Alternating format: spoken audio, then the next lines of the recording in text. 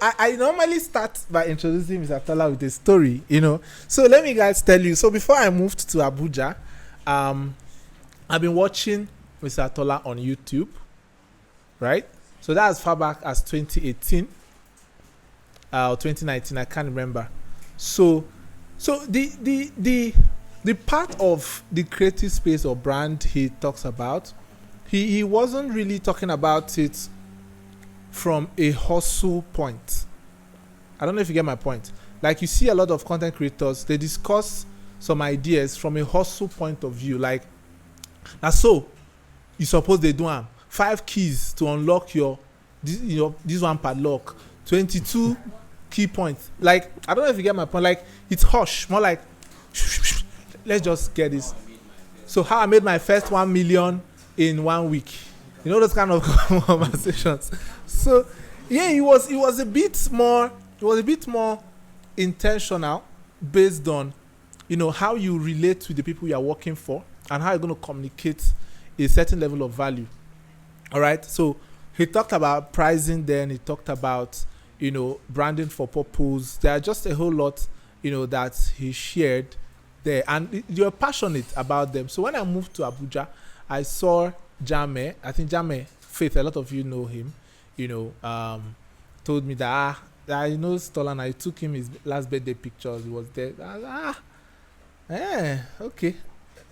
So I think it was during COVID that I reached out to him. We had our first event. And which was amazing. He came. I wasn't expecting. In fact, like you said, I just network, right? I don't expect you to, but then I was praying to God, right? Please, sir, please, God. So when he responded, I said, thank God, But since then, I followed his work. When it comes to competence, he has demonstrated, that level of competence to the highest point you can ever think of, right? So far Nigeria is concerned, he made me read. I used to have design magazines, right? But anything he says, I go and do it. He made me read those magazines. I used to take football, like graphics, like one of those things. He made the point, ads on DSTV, like he has a very, very interesting way to bring the reality, the field part of it, not the one they told you on YouTube. You know what I'm saying?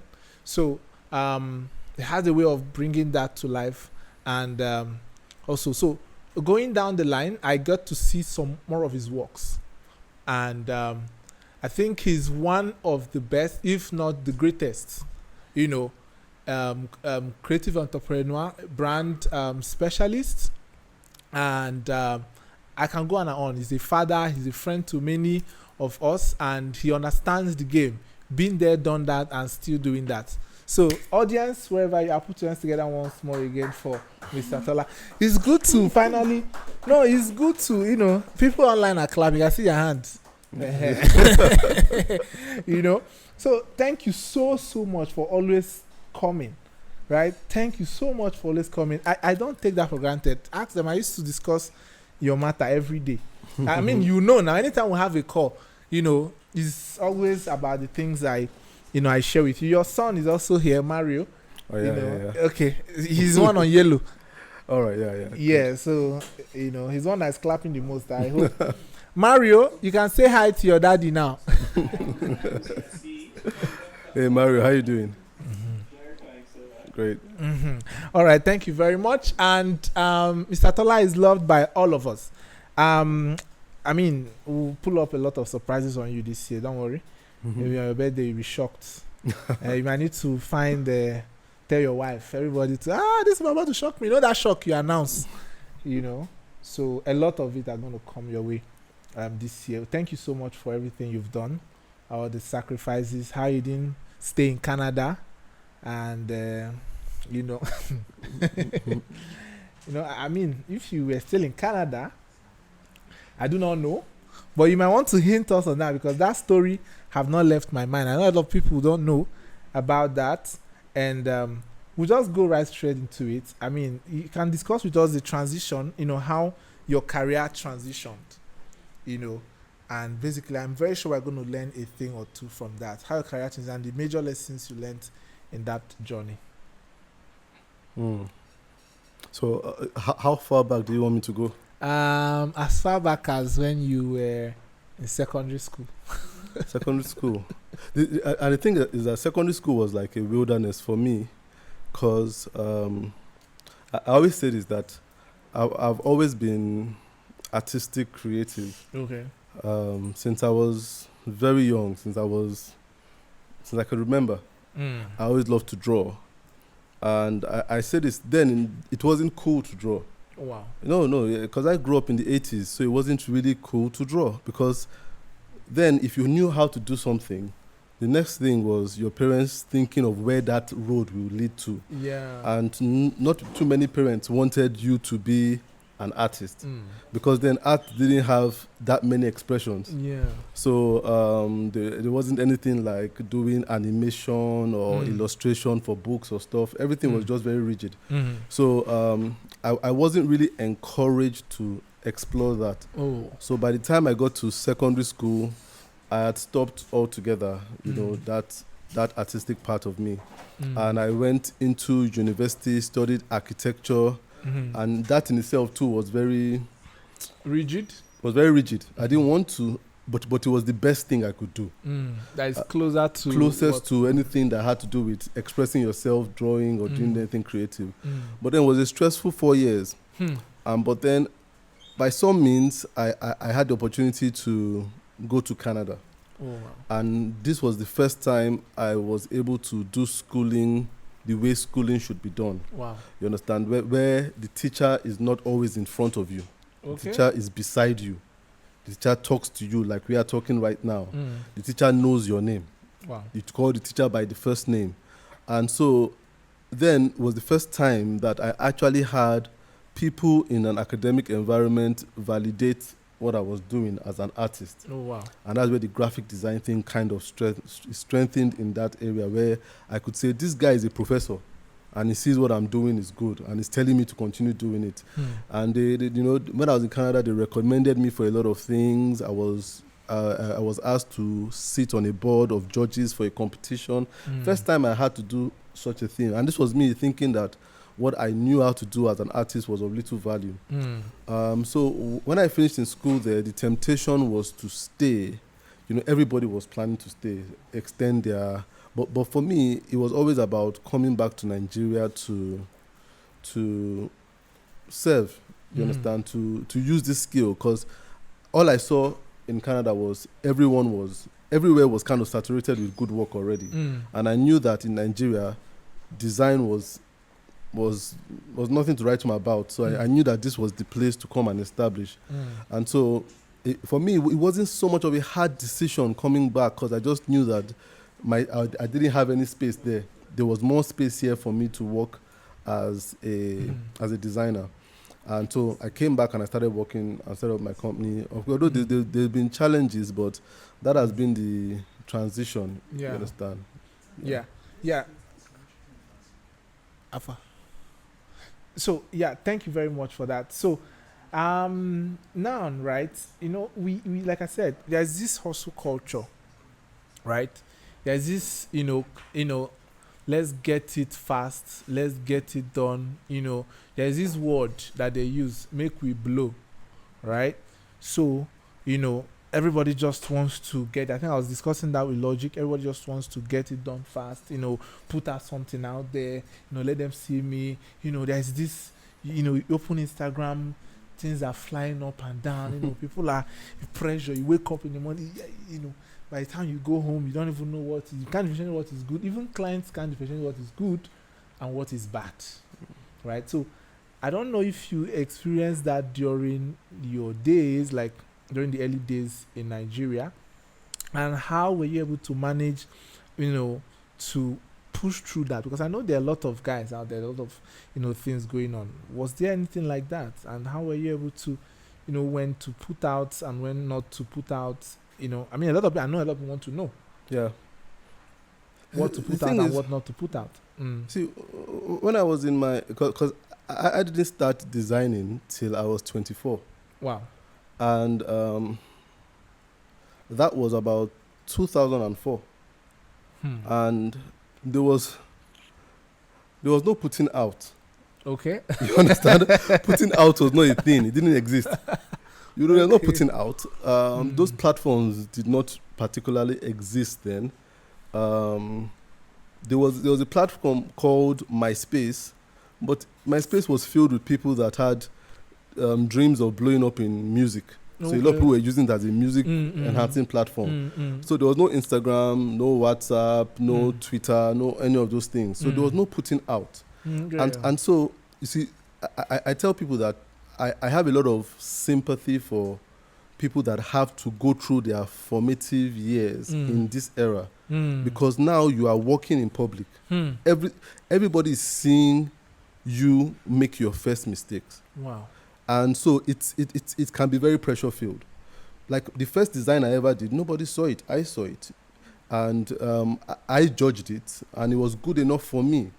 But now, if someone does their first design, they put it out there, and somebody's cutting them at the knees immediately the next day, and they're like saying, design is not for me. But trust me, if you saw my first design, you will say design is not for me. You understand? But then, because I judged myself, I was satisfied, and I continued to go from there.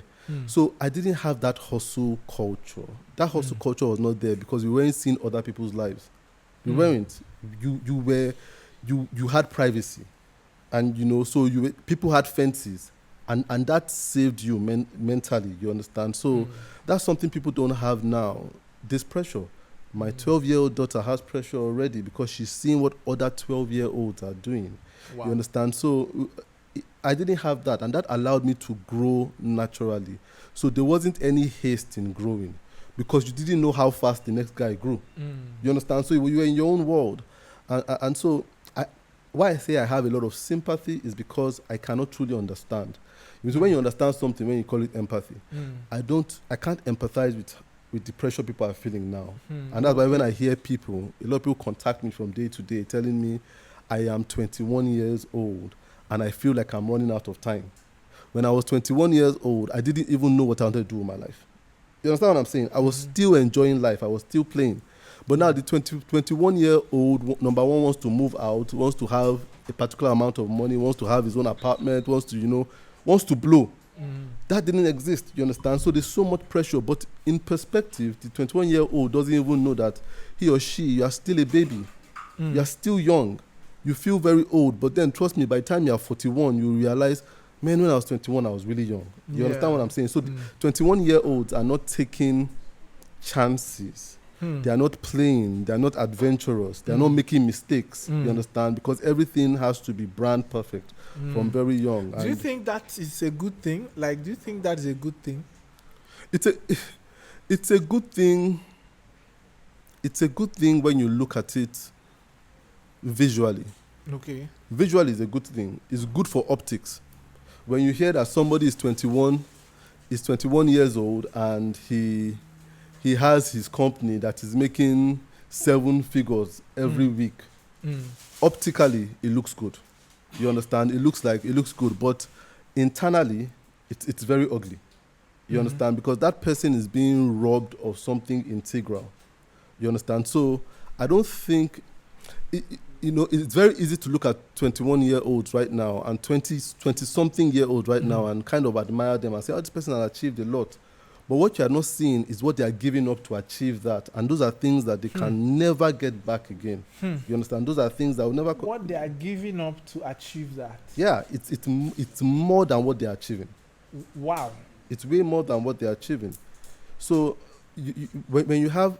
See, when you're in your 20s, you have liberty.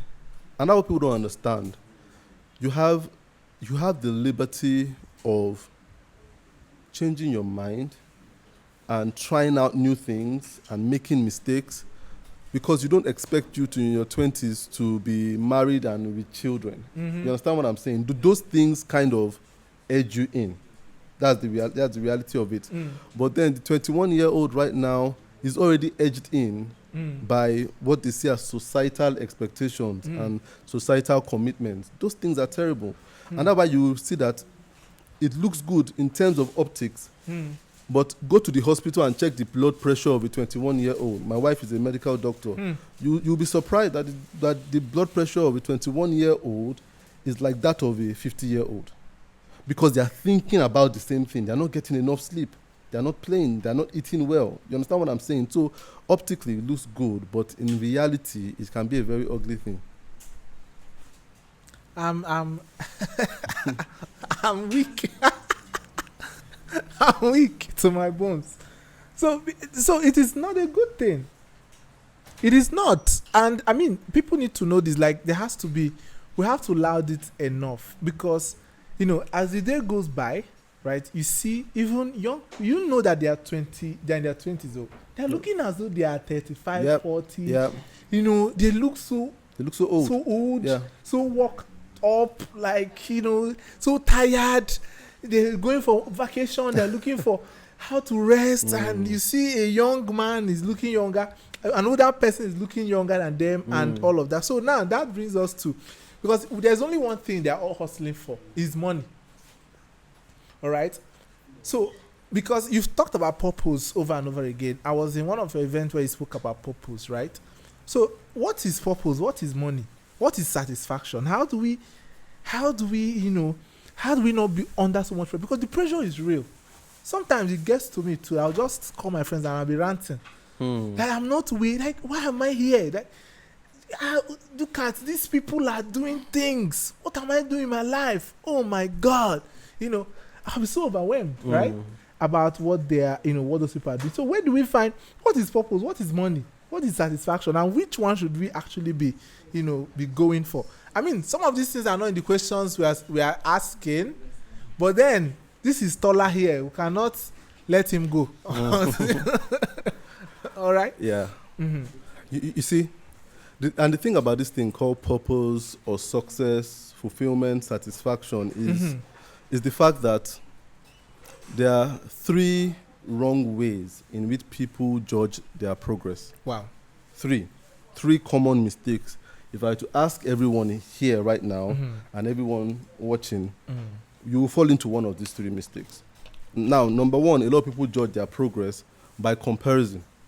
So they look at what I'm doing, see what my mate is doing. You understand? That's a very faulty way to judge whether you're making progress. And I don't blame them for doing that. A lot of times, it's the school that caused that. Traditional education was a good thing. It's a very toxic thing right now. Because what school tells you is that you are in a class with a lot of people and everybody has the same potential. So everybody should grow and achieve the same thing. So that's why when you don't do well in school, your parents will tell you, this guy that came first, does he have 2 heads? You understand? So what he's trying to say is that what he's achieving, you should be able to achieve it too. Wow. But the thing is that you don't judge people by their age. So you can't look at someone who is your age, who went to school with you, and say, look at what he's doing. See what Lekon is doing. See what I haven't done. The problem is you must always judge Lekon by Lekon's potential and judge yourself by your potential. So sometimes you celebrate people that are not living up to their potential. Wow. So I was talking to a classmate of mine during the week, and he said that we were talking about some of our other classmates, and we said, oh, this particular person in our class is doing so well. And we were eulogizing him. I was eulogizing him. And my friend was like, I don't see it that way. I'm like, yeah, we think he's doing well because he has his company.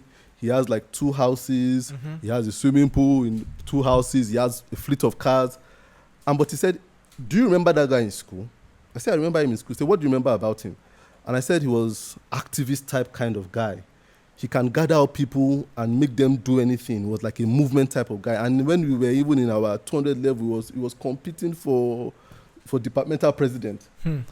And he said, what did you expect from him when we left school?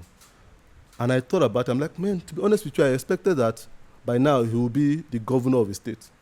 He said that's exactly what I expected from him too.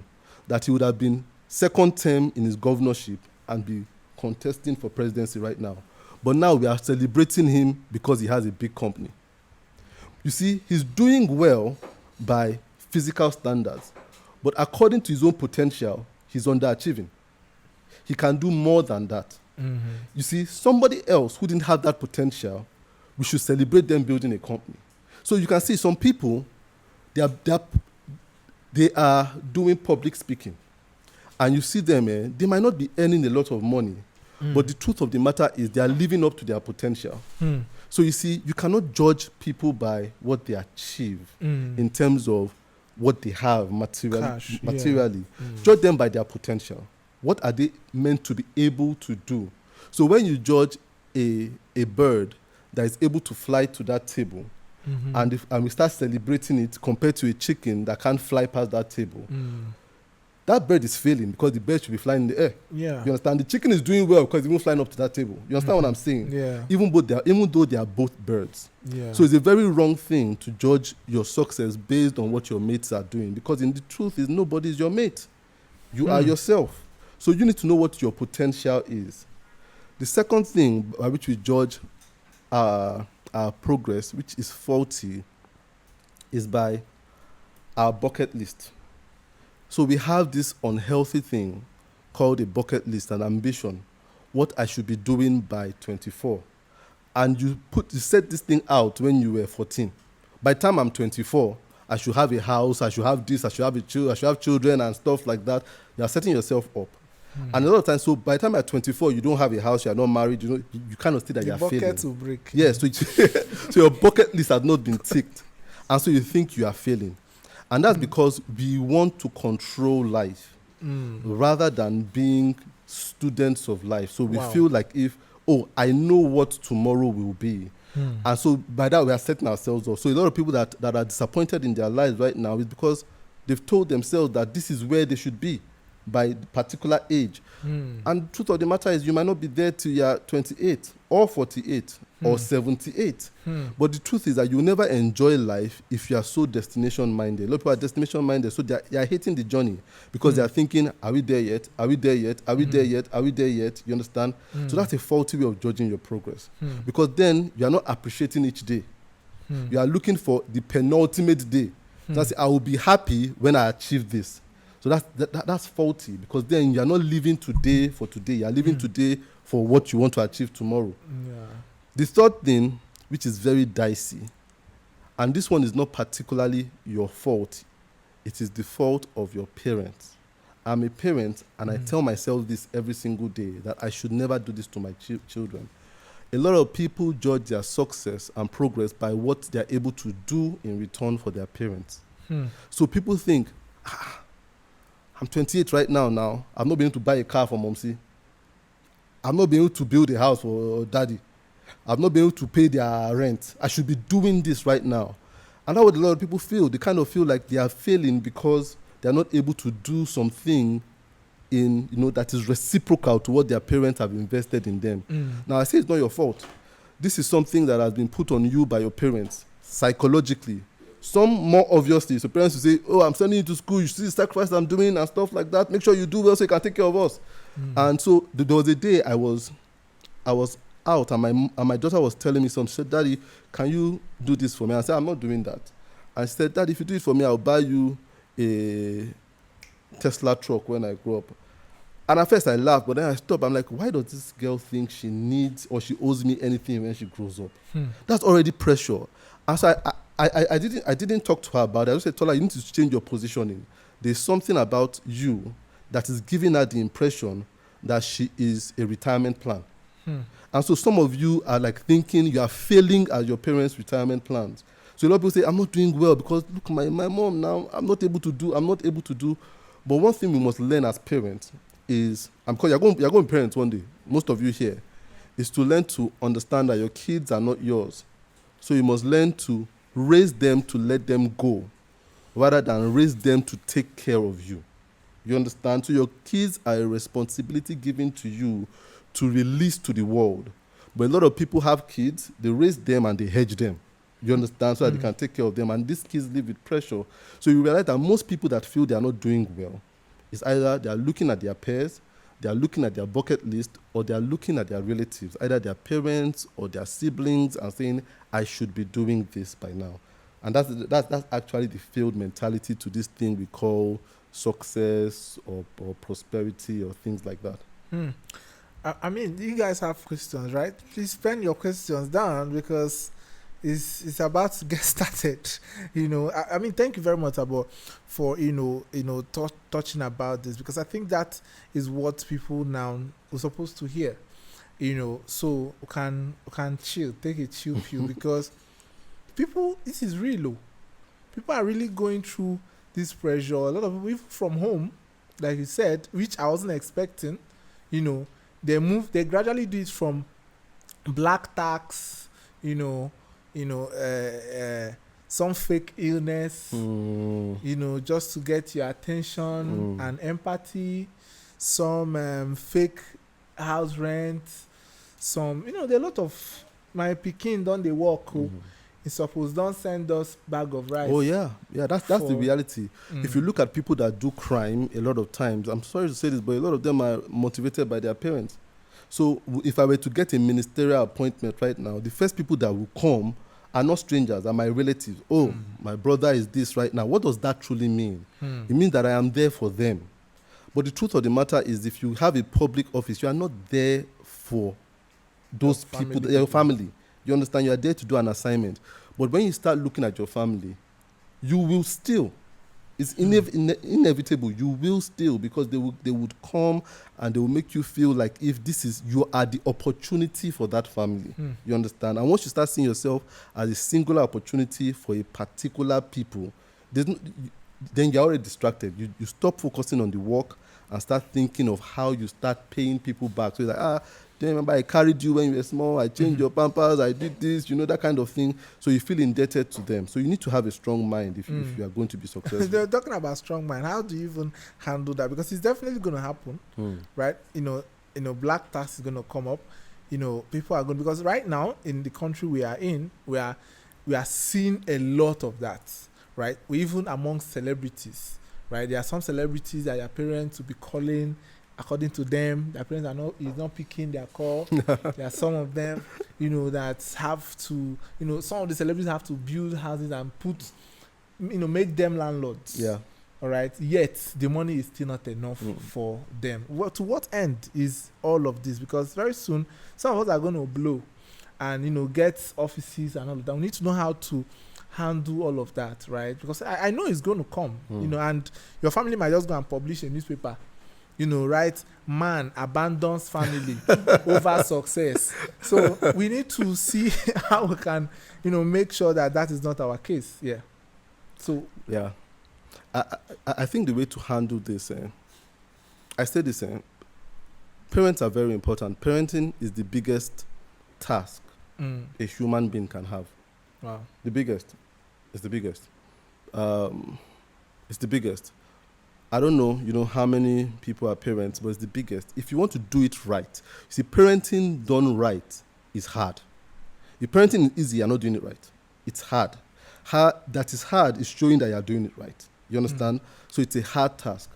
And it's hard because when you're a parent, you are God to a child in its formative years, because children don't have any concept of a spiritual God. It doesn't make sense to them that there's something out there called God. No, you are God.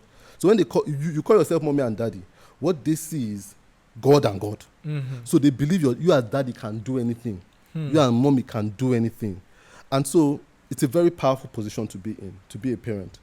But I say this, there are three things a parent must teach children. Number one is compassion. Number two is contentment. And number three is confidence. You see, for you to overcome this black tax thing, because people will tax you. People always tax you. You understand? If you dress well, people will tax you. You understand? If you dress well, people will tax you. But the problem is that because our validity normally comes from the outside, we don't want to let people down. So you see, there are some places I go to, and I learned this the hard way. In Nigeria, the biggest taxing industry is not FIRS, it's security agencies. Anywhere, the security man here will tax you. Afternoon, sir. Happy weekend, sir. Go to American embassy. They will do the same thing. It's like a course on that industry. You understand? They will tax you. And you see, there was a place I was going, and I used to work there, and the security would always tax. Good afternoon, good morning, good afternoon, well done, sir. You're looking good, sir. You see, and because you don't want to let them down, they held you so much, you put your hand in your pocket and give them. But you see, the thing is that's because you are insecure. You are insecure, you understand? So you don't want to let go of that praise. A lot of our culture is founded on insecurity. That's why you realize that, you see, I'm a Yoruba guy, and it's in every culture, you understand? Not just Yoruba culture, but I'll talk about my culture. Yoruba culture, just have a party and have someone just drumming and calling your name, and see people just raining out money to them. It shows insecurity. It shows they don't know who they are. I say, just calling me and my head is swelling. It shows that you don't really know who you are. And so you see people that don't have anything, when they're going for a party, they will go and change that money just because they can. You see, but if you're not going to be taxed, you have to know exactly who you are. So that whether people say it or not, you can walk away. You understand? Because it's just like dropping money in a well. All these celebrities that give money to their parents and everything, why are they giving? Because, number one, their audience out there have started dragging them. Oh, this guy, his father is, look how rich he is. If you care so much about your audience, you see, if you live by their validation, you will die by their criticism. You understand? That's the truth. So when they start to criticize you, you'll be like, okay, what does it take for this criticism to go away? Build a house for your father. Yeah. Build a house for your father. They'll keep quiet. But the problem is how far does this rabbit hole go? So if you don't know yourself, people would always kind of blackmail you. So it all comes down to how well you know yourself. You understand? And how comfortable you are in your skin. And if your parents did not give that to you, it will be very hard, but not impossible, for you to build it on your own. And so you see, if I don't have confidence and I'm coming here, I will ask a friend of mine who has a car that I think is up to the perception of people to give me his car for the weekend, so that I can drive it here to give an impression. I would ask people to give me their clothes, which is what people do right now, because confidence was not inbuilt in them from the beginning, so they're not comfortable in their skin. And that's what that way you are being taxed. If you are not confident in yourself, people will tax you. Just like if you do not know the law, policemen will tax you. You understand? Some people just stop and say, "Why did you park there? Why didn't you do this?" But I say, is it illegal to do that? You understand what I'm saying? If you are confident, you can, and you like that when you challenge them, you know the law. I can do this. They'll tell you, go, because they realize that you are aware of who you are and what is accrue you. You understand that kind of thing? But people are not confident. They'll be like, this guy is a policeman. Let me give him. You understand that kind of thing? So I think it comes to self-awareness a lot of times. If you are being taxed, you are not aware, and you are trying to please people too much, and that will never end. It will never end. Interesting. So, yeah. So I think, that, like you said, everything boils down to being self-aware and being aware of who you are and the laws. There is a I won't call him a celeb. Yeah, he's a lawyer that mentioned something one time. You know, that some people give money to police for some reason that is even lower. They pay up to 50,000 naira for a crime that is not up to 4K in the court. Right? And it makes a lot of sense. So we pay for, because we don't know who we are. Because you don't know, yeah. And we, you mentioned something that, you know, when you vibe, like when everything you do is about the audience, right? Very soon they are going to stone you for the same reasons they praise you, you know, initially. So I think that brings me back to like the true nature and the true value of influence in today's world, right? What do people think influence is? And what is it not? Because brands ride on it. The government ride on it. Businesses ride on it. And we have these people who call influencers, which people don't read meaning to what the word influencer means.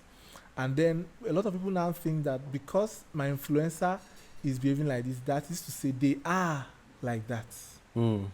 So what is the true meaning of influence in today's world, and how do we carefully pick who influences us? Because eventually all of us are being influenced in one way or the other, right? I mean, somehow, yeah, we just, you know, if something will just touch you. So like, what do you have to say about that? I think it's a good question. because that word influencer is one of the most abused words today. A lot of people we call influencers or regard as influencers are manipulators. So we have confused manipulation for influencing. And what's manipulation? Manipulation is a means by which you get people not to think, to act in a particular way. Influencing, the biggest difference between manipulation and influencing is how you get people to think deeply and change the way they act. So what you realize is a lot of what people are doing is manipulation right now. So what you see as influencing is someone trying to sell a product. And so they tell this person, use your popularity to sell this product. And so you stop people from thinking and really questioning the product to just continue to look at you. Just like magic. Magic is not influencing. Magic is manipulation. So magic is look at this hand while I do something else with this hand. You understand? And so what the influencer is doing is using their celebrity to get you not to look at the fine details and just go out and buy stuff and just go out and join stuff and just go out and bet on stuff. You understand? And that's manipulation. And that's why if you actually stayed to think a little, you don't even have to think deeply, you will see through the manipulation to seeing that you are being used as a pawn and not being helped as a person. You understand? So if you look at it, you see some celebrities act as brand influencers for a particular, let's say, phone, for a particular phone brand, which is not meant to be a prestigious phone. I don't want to mention any phone brand now, but just think of a phone made in China or stuff like that. And they have a celebrity holding it and talking and stuff like that. But you never stop to think that guy doesn't use that phone. That guy uses this other type of phone that has a fruit at the back. You understand what I'm saying? Yeah, you use the good one to take picture of the old one. You get it. You understand? You use the good one, take picture. You totally get it. You see, but you see, you have to think about that. Yeah. The average person doesn't think of that. The average person doesn't think, how come what he's using to shoot that thing is way clearer than the phone he's advertising? So you see a particular influencer advertise a kid's snack. It might be chin chin or whatever it is, but you know this guy doesn't eat chin chin. He doesn't eat chin chin. Trust me. He doesn't eat it, but it's the brand influencer. Why do you believe that he eats that thing? You understand? Because what he has done is you are so carried away by the general perception, by the celebrity, that you're not thinking whether the celebrity actually uses this thing. And that's why celebrities that will tell you about the worst ones are the ones that have to do with your health. They tell you use this cream, use this, and the next week they are using another one, and they will never put that cream on their body. Never. Yeah. You understand? But that's manipulation to get you to buy. Influencing is how you get people to think. Wow. You challenge their thinking. Yeah. And so one thing about influencing, how you can tell, is that a manipulator wants you to act now. Wants you to act now. They tell you, if you can use this code right now, you will have a special offer. When people start telling you, use something right now, have a special offer, it will close in 3 days' time, the chances that they are trying to manipulate you. Wow. Influencing gives time to think. You understand? In fact, an influencer doesn't tell you what to do. Yeah. An influencer just tells you what they think, and they leave it for you to think about it and to align with it or not. So when you think about it, how many people out there that we call influencers are actually influencers? They tell you to watch movies that they've never watched. They tell you to buy products that they will never, that kind of thing. So that's the difference. Are you allowed to think? Does it make sense? Are you giving time? That's the difference between influencing and manipulation. I mean, anybody online that you have questions, just drop it. I mean, we are keeping all our questions, and this makes this is serious, and we'll do our best to get this word out there, so people can actually, learn how to start thinking, especially for themselves, because the easiest way the devil, get to, manipulate people is to give them time constraints. Yeah. right? I realize, give you time constraint, tell you, oh, if you don't do this at a particular time, that you don't have time. I think that brings us back to time. Yeah. There's an interview I listened. There's a book by Napoleon Hill, Outwitting the Devil. He was talking about time, and the idea of hypnotic rhythm. The devil don't have to be manipulating you one after the other. It just causes one thing to happen, put that restriction there. By yourself, you start putting yourself under such subjection, and over again, you become what he is, and you start doing the same to other people. And I think that is also like the worship of mammon, money, right? And which you just highlighted. Now, let's look at the media. You highlighted that a little bit, all right? How is the media and these products, just a little bit, but how is the media shaping our identities? Because you realize, lately we've had more gender identities, we've had more lifestyles, we have more people, trying to, make people behave a certain way. I don't know if that now is influencing or manipulation, but now it will also trickle down to family, which means that if a particular kind of lifestyle is encouraged, it might affect the family life later. So how do you think the media is doing that? And how do you think we can be careful enough to, avoid such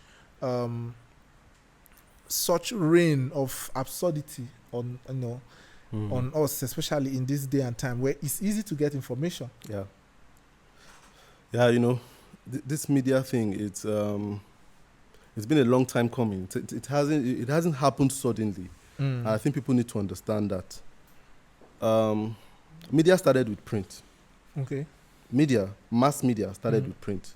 Went into radio, from radio to TV, from TV to internet, from internet to social media right now. Started with print, and that's where it went wrong. And this is where I'm going to touch a little bit on religion. Okay. Because a lot of people might think religion and media don't, but they do. Religion plays a very, very big part in how the media has gotten to corrupt us. You see, the printing press, or the print press, was developed by a German man, how to print and mass produce things. Now, he wanted to market that thing, and the first people he sold it to were the Christians. He tried to sell it to Muslims, but they didn't buy it because they didn't like it. They felt like their scripture, which is the Quran, was holy.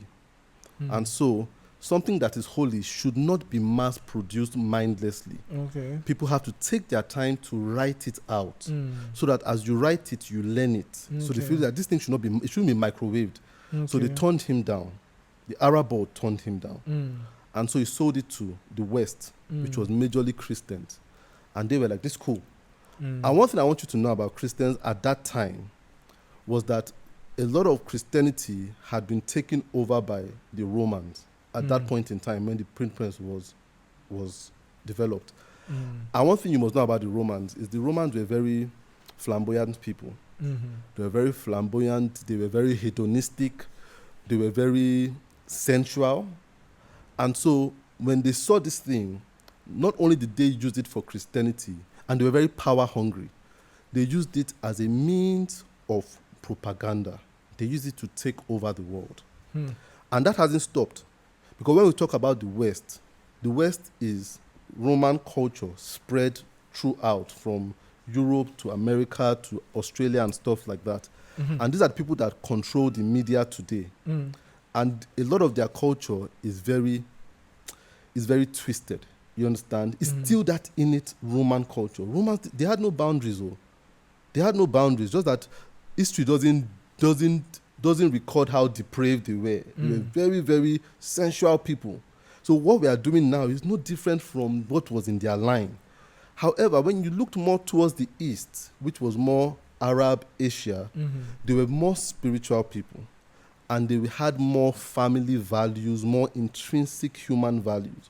But since they missed that opportunity, which they tried to jump on later on and started producing Qurans afterwards, by mass printing. But then the Christians in that time had so much time ahead of them, and it was now in the hands of the Romans. And so that's where we are today. Media has become a means of control. It is a means of passing information and making you, in fact, when I say control, it's still that manipulative thing I'm talking about, to stop you from thinking about what's important to you, and for somebody to implant it in your head what should be important. You understand? So that's the basis of the media, and that's why you realize that every time there is a company or an organization or a startup that tries to wrestle out influence of the media from the West, the West will strangle them. So you see TikTok had a very huge battle late last year and early this year, where they were going to shut them down in the West. And they had to call them to the table and just say, what do you guys want from us? And in the end, the consensus was, you must allow us influence of these people. Do whatever you want to do with your people, but we must control TikTok content that gets to our people. You understand? So the truth of the matter is, there's no easy escape from the media in terms of trying to have a mindset. The only easy escape from the media is spirituality. I'll say it that way. If you do not have a spiritual book that sets a standard for you, the media will control your mind. You have media values, you have spiritual values. So for every time you watch something on TV or see something on Instagram, if you do not have something that you go back to and say, does it align with this thing, you're in trouble. You're in trouble. And so when you see people that say, I don't believe in God, I don't believe in religion, I don't read anything, no Quran, no Bible, no nothing, I don't pray, those people are like free, they're like bait, you understand? Because media would be your Bible. Media will be your religion. Media will be your belief system. And that belief system is very toxic. And then you now carry it to your family, your relationships. Everything, yes. You carry it to everything. You carry that. That's what your children would see. You understand? That's what your spouse will carry. And that just begins to just go on and on. So like, the point here is that we must find that point where we must embrace our spirituality, and find a way to detox from, the influence. Like you said, like, it's real. A lot of people come on media, like, you hear this here, somebody is saying this there, they'll tell you it's their opinion, and by the end of the day, you self don't even have an opinion. Yeah. Right? And you come into where we're having conversation, nobody is thinking again, everybody's agreeing to what one of their idolo, like what they call idolo, those. So one of those their idolo said that it is, right? One thing they heard in the news, something they heard here, one thing, somebody that sounds like is wise. People give more personal quotes now than any Bible quote or something like that. They quote people more now. You understand? This person said this. This person said that. This person said this. You understand? So that's what's there. You understand? And that's what media does. So when you call them idolo,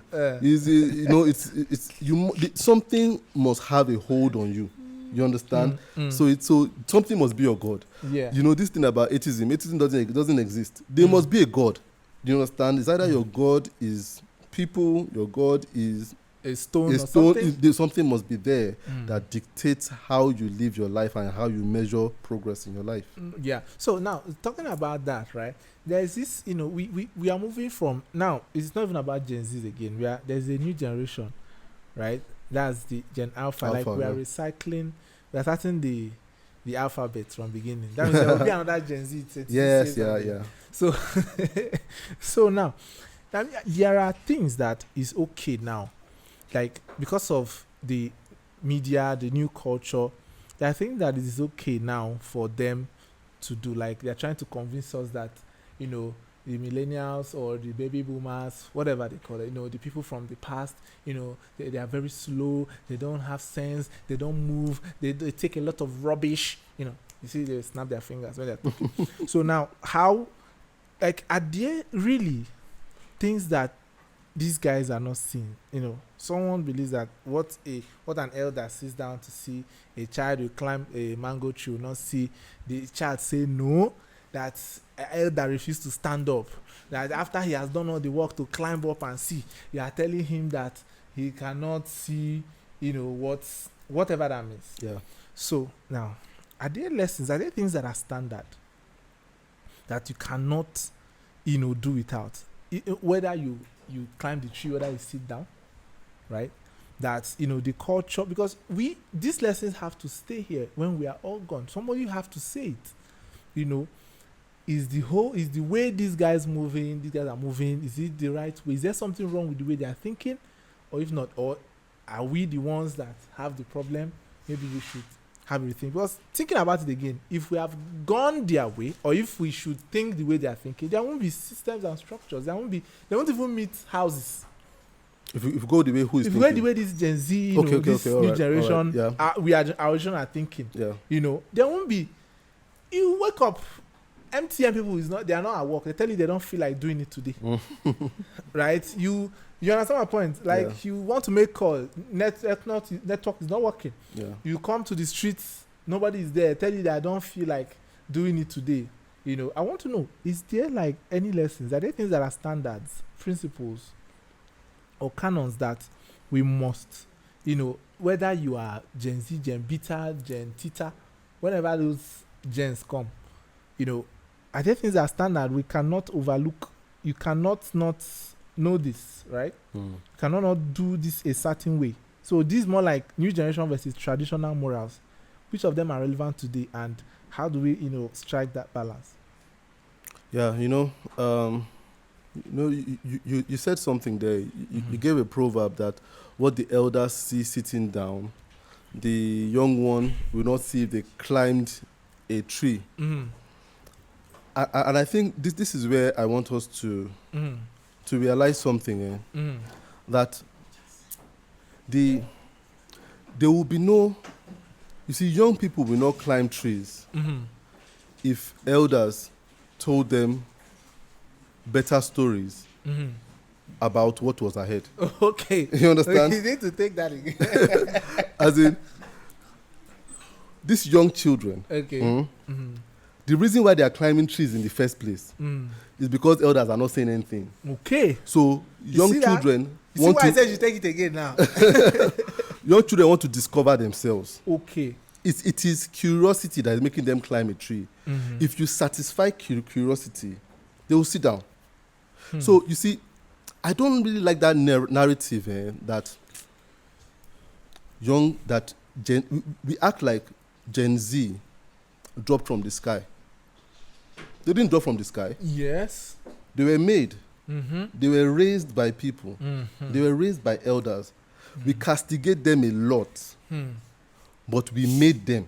And when I say we, I'm talking about people in my generation and stuff, because a lot of you are still younger. But it's not your fault. But the narrative has been made, this Gen Z, they are impatient, they are this, they are that. Who made them? We made Frankenstein. You understand what I'm saying? Look, there's the boomer, there's Gen X, there's millennials, there's Gen Z. I don't know if I missed out anyone. Alpha. You're on track, sir. Yes. You know this. We made all, if there's a fault in one generation, it was created by the one before them. So instead of blaming blame the one before them. And what I see is that a lot of older people, elders in quote, they're not talking. They don't talk enough. And they will tell you, you don't come for advice. But you see, this kind of thing, we kind of make it seem like the dynamics is very funny. So we kind of make it seem like the younger ones should chase the older ones. No, the older ones should chase the younger ones to tell them what to do. You understand? Because the younger ones know no better. You understand? So the younger ones are the victims. But you see, the elders acting victimized. And they don't come, they don't ask for advice and stuff, but you didn't chase them with it. Why do you think I'm here? I'm here because I knew that there will be younger people listening. If there's any means of talking, I would always come out and talk. You understand? That's why I do a podcast. I do it every day so that people can learn. And so, you see, and it's not for my mates. It's for people younger than me. It's for my children, for people after me. If we start talking, they will stop climbing trees. I'll put it this way. We all handed down something that was questionable. So, initially, I'll tell you how we got to where we were. Initially, I'll say my grandfather's time they handed over to their children. They need to go to school. You need to go to school. Leave that farm, go to school. And then they created a generation of people that prioritized going to school. Then that generation of people that prioritized going to school created a generation of people that told their children, don't just go to school. Get a skill too. Do very well, be the best in your class. Before, going to school was just okay. There was nothing about being the best. That you go to school was an achievement. But then going to school became ubiquitous. It was everywhere. There was nothing unique about it. Then they started telling people, if you go to school, be the first. You understand? And then generation came and taught people, don't just be the first. Go to school, get a good job. You see how we're going from that school now to job now. And then another generation came and told people, don't just get a good job. Get a good job that pays you loads of money. And then now we are a generation that say, don't just get a good job that gets you loads of money. Get loads of money and get a lot of popularity. In fact, if you don't need to go to school, but don't go to school, but focus on getting a good job and be popular. That's why you see that a lot of influencers today, there's one guy that my daughter told me about. He's on TikTok. He's a Nigerian. He says he's the biggest TikTok. Is he young? He's young. He's a very young boy. A very young boy. But you see, the way he talks, does it sound like someone that went to school? No. It doesn't. But he doesn't need to go to school because he's making a lot of money and is very popular. Which is what we think that matters. Yes, because the governor of the state is telling you it matters. The governor of the state will come and shake you, come and meet you at the airport because you are popular and you have a lot of money. They don't need to. They don't need to write a textbook. Their attitude already shows that. So when we look at Gen Z, the Gen Z was created by a lot of other generations that dropped the ball. So if you look at it now, you realize that Gen Z's prioritize popularity, online popularity. Who created the concept of online popularity? The likes of Jack Dorsey. Is Jack Dorsey a Gen Z? Jack Dorsey created a platform called Twitter. The thing about Twitter is to gather followers. You understand? But he's not a Gen Z, but he has created the value system for Gen Z. He's 48 years old. People like Zuckerberg created that follow system. Follow, share, like, that kind of thing. Follow, build an audience. Is he a Gen Z? He's 40 years old. So we create the value that the Gen Z has now. It was created by other people, created by millennials and Gen X people. So it's not a matter of what can the Gen Z learn. It's what are those people before them, what are they teaching? What are they chasing them with? They're not teaching. We're not teaching good values. Look, there's a movie out there right now. It's just raking up views, like if it's about to go extinct. I watch it today, 70 million, 80 million. So me and my wife said we'll sit down and watch this movie. I don't usually watch Nigerian movies, but then I watched this one because how can something be growing so astronomically? And so we watched it. The story wasn't all that wow. The acting was okay. But then what disturbed me the most about this movie was the sick value systems. So there are parts in the movie that encourage having sex on the first day. So there was a part where the lady was talking about having sex with a man. She met him the first day and she was like, she didn't have sex with him. She was just slept in the same hotel. She was telling her friends, and friends were like, so what happened? Said nothing happened. We slept. And like, come on, and like, when did we get to that place where we encourage the female to just let go with a stranger? But that film wasn't written or directed by a Gen Z, but it's painting their values. The person that wrote and directed that film has a husband, has children that are married right now. You understand what I'm saying? So if you criticize the Gen Z, it's very unfair. What did we lay down for them? We didn't lay down good values. You understand? So we didn't lay down. If the Gen Z is not going to church, it's because their fathers did not go to church. You understand what I'm saying? Yeah. Or the fathers went to church and they still came back home to beat their mothers. You understand? So we failed somewhere. A generation doesn't fail without the assistance of the preceding generation. Yeah. This is Mr. Tola. You've no hand clap. What's going on here now? Yeah. Thank you so much, sir. So we'll go on just a 2-3 minutes recess.